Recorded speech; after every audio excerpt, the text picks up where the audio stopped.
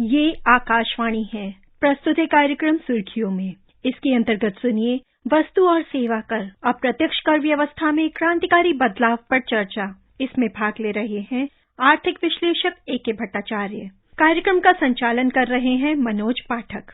इस वर्ष जून महीने में वस्तु और सेवा कर यानी जीएसटी से 1,61,497 करोड़ रुपए की प्राप्ति सरकार को हुई। ये राशि पिछले वर्ष की इसी अवधि की तुलना में 12% अधिक है। कुल संग्रह में 31,013 करोड़ रुपए केंद्रीय माल और सेवा कर से, जबकि 30,292 करोड़ रुपए राज्य माल और सेवा कर से प्राप्त हुए हैं। समेकित माल और सेवा कर का योगदान 80,292 करोड़ रुपए है। वस्तुओं के आयात पर कर से प्राप्त 1,028 करोड़ रुपए सहित उपकर से 11,900 करोड़ रुपए सरकार के राजस्व में अर्जित हुए हैं। जीएसटी लागू हुए 6 वर्ष बीत गए। इन 6 वर्षों के दौरान अनेक विशेषज्ञों के द्वारा ये कहा जा रहा है कि अप्रत्यक्ष कर संग्रह प्रणाली में ये एक क्रांति के रूप में सामने आया है। AKB सर, सबसे पहले तो हम ये समझना चाहेंगे कि वार्षिक आधार पर 12% की यह वृद्धि इस जून में दर्ज हुई है। किन अर्थों में ले रहे इस वृद्धि को? जो भी एक स्टैटिस्टिकल जब नंबर होता है उसको हम बेस ईयर से तुलना करते हैं। तो जब आपने कहा कि 12% की वृद्धि हुई है, हमें ये भी देखना पड़ेगा कि पिछले साल हमारी वृद्धि कैसी हुई थी, कैसी हमारी बेस थी जिसके ऊपर यह 12% आया हुआ है। अगर हम पिछले साल देखेंगे तो पिछले साल जून के महीने में हमारी रेट जो थी वो काफी अच्छी थी और उस बेस के ऊपर 12% का वृद्धि और भी होना, ये दो चीज को दर्शाता है। पहली बात तो है कि जो आर्थिक गतिविधि जो है, इकोनॉमिक एक्टिविटी, उसकी गति जो है वो अभी भी बरकरार है और वो ऊपर की ओर ही जाने की अभी एक इंडिकेशन दे रही है, एक दिशा दिखा रही है। और दूसरी बात यह है कि वस्तु और सेवा कर संग्रह की जो प्रणाली जो है उसमें जितनी गुणवत्ता का जरूरत है वो और भी लगता है कि कवरेज, कंप्लायंस और टेक्नोलॉजी का इस्तेमाल पूरी तरह से होने के लिए मैं समझता हूं कि ये वृद्धि दर इसी तरह कायम है। AKB, यहाँ पर हम ये समझना चाहेंगे कि अप्रत्यक्ष कर व्यवस्था में जिस क्रांति की बात की जा रही है उसे हम यदि अपनी आर्थिक कसौटियों पर कसकर देखें तो कुल मिलाकर यह क्रांति कितनी बड़ी है देश की अर्थव्यवस्था को ध्यान में रखते हुए?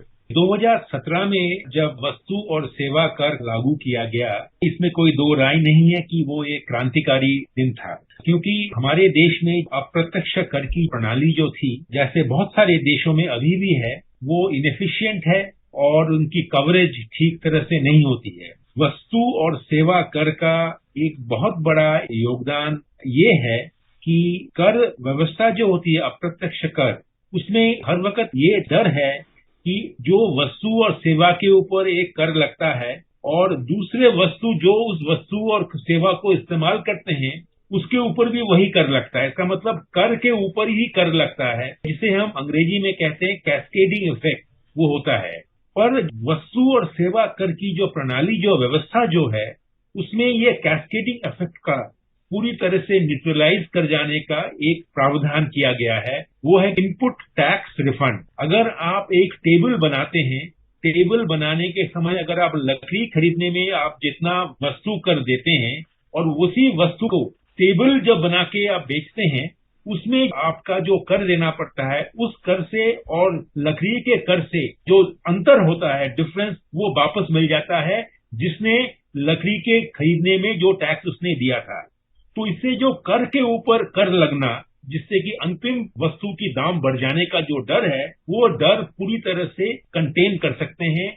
इसीलिए जीएसटी या वस्तु सेवा कर एक कर प्रणाली के तरह से बहुत ही एक आधुनिक कर है और इसीलिए ये इकोनॉमिक एफिशिएंसी और इकोनॉमिक प्रोडक्टिविटी दोनों चीज को ध्यान में रखते हुए सरकार की खजाना और इकोनॉमिक पार्टिसिपेंट्स जो हैं, जो वस्तु लोग खरीदते हैं और जो लोग बेचते हैं, उनकी ओवरऑल बर्डन जो है वो बर्डन कम रहे, दोनों इसके मकसद पूरी होती हैं। इसीलिए मैं कहूंगा कि जब 2017 जुलाई में जीएसटी का इंट्रोडक्शन किया गया, 2002 में स्टेट लेवल में स्टेट वैट का प्रयोग किया गया था, उसके बाद स्टेट और सेंटर में दोनों में मिलाकर ये जीएसटी को लागू किया गया। इससे स्टेट व्यवस्था और सेंट्रल व्यवस्था एक साथ आ गई और तीसरी जो बहुत बड़ी क्रांतिकारी चीज 2017 जुलाई में हासिल की गई, हमारा देश का एक फेडरल ढांचा जो है, वो फेडरल ढांचा अभी तक हम सिर्फ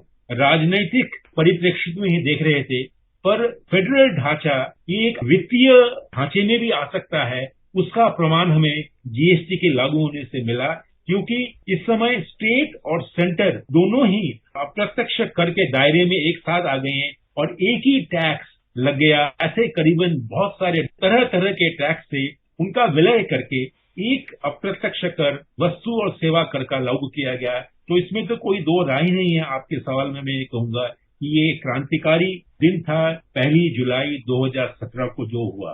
उसके 6 साल बाद जो हम देख रहे हैं, शुरुआती दौर में बहुत सारी कठिनाइयां आई, दिक्कतें आई, जो कलेक्शन रेट था वो कम था। उसके बाद कोविड आ गया, कोविड का प्रकोप से और भी जो कलेक्शन रेट में कमी आई उसको हमने देखा। पर पिछले 2 साल से हम ये देख रहे हैं कि जो टेक्नोलॉजी का इस्तेमाल हुआ है उससे कंप्लायंस और कलेक्शन की एफिशिएंसी बढ़ी है। और देखें कि एब्सोल्यूट इंक्रीज तो हो ही रहा है, पर कर की जो एक एफिशिएंसी होती है वो हम जीडीपी के मायने से देखते हैं कि जीडीपी के शेयर में वो कितना है। वो हम अगर देखें पिछले 3 साल में, तो जीडीपी का शेयर एक समय वो 6% था, इस वक्त वो 6.5% के ऊपर जीडीपी के शेयर में चला गया है। तो मैं ये मानता हूं कि अगर कर प्रणाली को देखिए या फेडरल ढांचे को देखिए या स्टेट और सेंटर की जो एक कोऑपरेटिव फेडरलिज्म की बात करते हैं उसकी तरफ से देखिए, और उपभोक्ता और विक्रेता की जो एक ईज ऑफ डूइंग बिजनेस और ईज ऑफ लिविंग वो भी देखें, तो हर चीज में नई कर व्यवस्था जो है वो मैं समझता हूँ हमारी जिंदगी को, हमारी अर्थनीति को आगे की ओर ले जा रहा है। यहाँ पर सर हम एक पक्ष और समझना चाहेंगे कि कर व्यवस्था जितनी सरल हो, कर चुकाने वाले के लिए उतना आसान हुआ करता है, तो वर्तमान कर व्यवस्था है वह कितनी सरल है उपभोक्ताओं की कसौटी पर, कर चुकाने वालों की कसौटी पर? बहुत अच्छा सवाल है ये।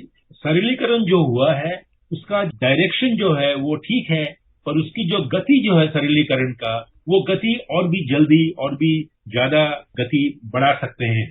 इस वक्त हमने टेक्नोलॉजी का इस्तेमाल काफी किया है, पर मैं समझता हूँ टेक्नोलॉजी का इस्तेमाल मझले छोटी जो उद्योग और जो ट्रेडर्स जो हैं उनके लिए टेक्नोलॉजी को इस्तेमाल करने में काफी दिक्कतें आ रही हैं, आ सकती हैं। तो इस टेक्नोलॉजी को हमें और भी सरलीकृत करके, जिससे कि विक्रेता जो है, जो एक छोटी सी दुकान, हालांकि वो उस जीएसटी के दायरे में अभी तक नहीं आया है। जीएसटी की जो कवरेज जो है अभी भी हमारे करीबन 15 से 20% के बेचने वाले जो हैं वो जीएसटी के दायरे में नहीं आए, क्योंकि अभी तक जो 1.5 करोड़ का जो एक लेवल जो है वो उसके ऊपर ही अगर आप बेचें तो वो आप जीएसटी के अंदर आएंगे। तो काफी लोग जीएसटी के अंदर अभी भी नहीं आते हैं, पर वो अगर जीएसटी के अंदर आ जाते हैं और टेक्नोलॉजी सरल और भी हो जाए तो मैं समझता हूँ उनको भी काफी सुविधा होगी। और दूसरी सुविधा तब होगी जब पेट्रोल और डीजल को भी हम जीएसटी के अंदर ला सकें। पेट्रोल एंड डीजल में विक्रेतागण जो चीज बेच रहे हैं उनकी पेट्रोल एंड डीजल की जो टैक्स जो है उसकी इनपुट टैक्स रिफंड अभी तक नहीं हो रही है। इसका मतलब जो कैस्केडिंग इफेक्ट की हम बात कर रहे थे, वो कैस्केडिंग इफेक्ट सब वस्तुओं के ऊपर लागू है, पर पेट्रोल एंड डीजल के टैक्स के ऊपर लागू नहीं है। इसका मतलब पेट्रोल एंड डीजल के टैक्स के ऊपर और भी टैक्स लग रहा है।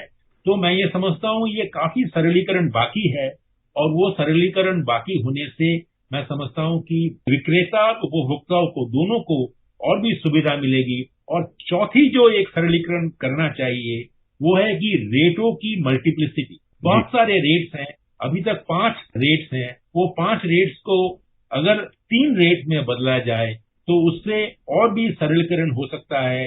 उसका लाभ उपभोक्ता भी लेगा और उसका लाभ विक्रेता के पास भी जाएगा। यहाँ पर हम समझना चाहेंगे कि जो पेट्रोलियम उत्पाद हैं उन्हें लेकर गतिरोध क्यों बना हुआ है कि उसे इस जीएसटी के दायरे में नहीं लाया गया अभी तक? प्रधान कारण तो यही है कि बहुत सारे प्रदेश सरकार जो है और केंद्र भी पेट्रोल एंड डीजल की जो कर आती है उसका खजाने में काफी एक अच्छा हिस्सा है। मान लीजिए ये पेट्रोल एंड डीजल को भी आप जीएसटी में लाते हैं, हालांकि अगर जीएसटी में लाएंगे उसमें आप उसको सेस में लाना पड़ेगा, क्योंकि अधिकतम रेट जो है जीएसटी के अंदर अभी तक जो 28% का जो रेट जो है वो 28% से ज्यादा है पेट्रोल एंड डीजल। अभी तक थोड़ी बहुत एक झिझक जो है वो इसीलिए है कि अगर पेट्रोल और डीजल को हम ला देंगे तो पहली साल में इसका एक धक्का खजाने को पहुंच सकता है। इसीलिए प्रदेशों से काफी रेजिस्टेंस है, केंद्र से भी थोड़ा बहुत रेजिस्टेंस है। पर मैं मानता हूं कि पेट्रोल एंड डीजल को अगर जीएसटी के अंदर लाया जाए, पहले 2 साल शायद रेवेन्यू फ्लोज में थोड़ी बहुत एक दिक्कत आ सकती है, स्लो डाउन हो सकती है, पर लॉन्ग टर्म इकोनॉमिक एक्टिविटी के ऊपर इसका प्रभाव अत्यंत पॉजिटिव होगा और विक्रेता और उपभोक्ता दोनों को लाभ होगा।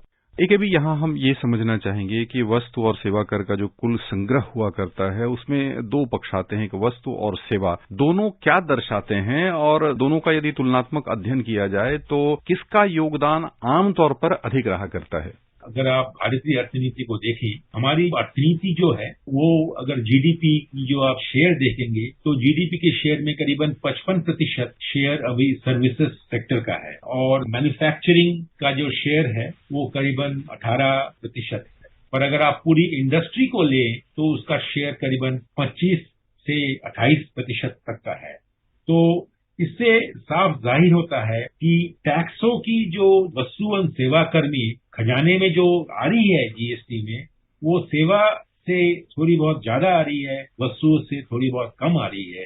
हालांकि इंडस्ट्री का शेयर सिर्फ 25 से 28% का है, पर उनकी रेट्स जो हैं, रेट्स काफी अच्छे हैं। तो मैं समझता हूं कि वस्तु का शेयर कम होने से भी वस्तु का जो कंट्रीब्यूशन जो है उसको हमें इग्नोर नहीं करना चाहिए, और सर्विसेज की जो शेयर हमारी इकोनॉमी में ज्यादा होने से सर्विसेज की कंट्रीब्यूशन तो ज्यादा है ही है। यहाँ एक रोचक आंकड़ा आपके समक्ष हम रखना चाहेंगे कि भी कुछ प्रांत कह लें, छोटे राज्य कह लें, जिनका की योगदान इस बार जो जून महीने के आंकड़े आए हैं उनमें काफी उल्लेखनीय माना जा रहा है। जैसे जम्मू कश्मीर ने तो वहां 58% की हम वृद्धि देख रहे हैं, नागालैंड ने देखें तो वहां 136% की वृद्धि है, मिजोरम में भी 114% की वृद्धि है। इसी तरह कई छोटे स्थानों में, लक्षद्वीप में 3000 से अधिक प्रतिशत की वहां वृद्धि हुई है। ये जो प्रतिशत में आंकड़े आते और छोटे स्थानों से आते कि वहां बड़ी वृद्धि हुई, ये क्या दर्शाते हैं? 2 चीज है। एक तो है कि पिछले साल शायद इन प्रदेशों में, इन नगरों में शायद इकोनॉमिक एक्टिविटी की गति जो है वो कम थी, उसके अनुसार वस्तु और सेवा कर संग्रह में कमी आई थी। और दूसरी बात आपको मैं बता दूं, वस्तु और सेवा कर में एक बहुत खूबी है, वो है कि वो डेस्टिनेशन बेस्ड टैक्स है। इसका मतलब पहले के जो टैक्सेस जो थे, जैसे एक्साइज हुआ या सर्विस टैक्स हुआ, वो डेस्टिनेशन नहीं था। इसका मतलब जहां पे उपभोक्ता है वहां से टैक्स की संग्रह नहीं होता है। पर वस्तु सेवा केंद्र में जहां जहां जिस सेवा का उपभोग हुआ है, अगर वो वस्तु और सेवा जम्मू एंड कश्मीर में ज्यादा हुआ है तो जम्मू एंड कश्मीर का संग्रह बढ़ जाएगा, नागालैंड में बढ़ेगा तो उसमें बढ़ जाएगा। तो ये वस्तु और सेवा कर का एक बहुत बड़ी एक खूबी ये है कि जहां पे कलेक्शन ज्यादा है, इससे हम ये मान सकते हैं कि उस प्रदेश का, उस नगर का, उस केंद्र का गति जो है वो काफी अच्छी है, बढ़ गई है। तो ये जो आंकड़े आप दे रहे हैं ये बहुत इंपॉर्टेंट आंकड़े हैं। इससे हम पता कर सकते हैं कि मिजोरम हुआ, नागालैंड हुआ या जम्मू एंड कश्मीर में हुआ, वहां पे आर्थिक गतिविधि जो है वो बरकरार है और अच्छी गति से चल रही है। कुल मिलाकर कंप्लायंस बढ़ाने के लिए और इसके दायरे में अधिक से अधिक करदाता आए, उसके लिए क्या प्रयास किए जाने की आवश्यकता है? बहुत संक्षेप में।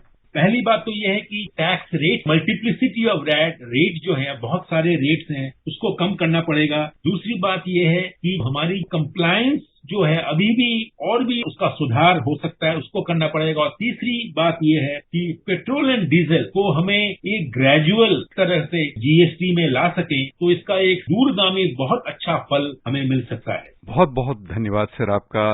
नमस्कार। अभी आप सुन रहे थे वस्तु और सेवा कर, अप्रत्यक्ष कर व्यवस्था में क्रांतिकारी बदलाव पर चर्चा। इसमें भाग ले रहे थे आर्थिक विश्लेषक A.K. भट्टाचार्य। कार्यक्रम का संचालन कर रहे थे मनोज पाठक। ये कार्यक्रम आकाशवाणी के समाचार सेवा प्रभाग द्वारा प्रस्तुत किया गया। इसे आप हमारे mobile app news on AIR और YouTube channel news on AIR official पर भी सुन सकते हैं।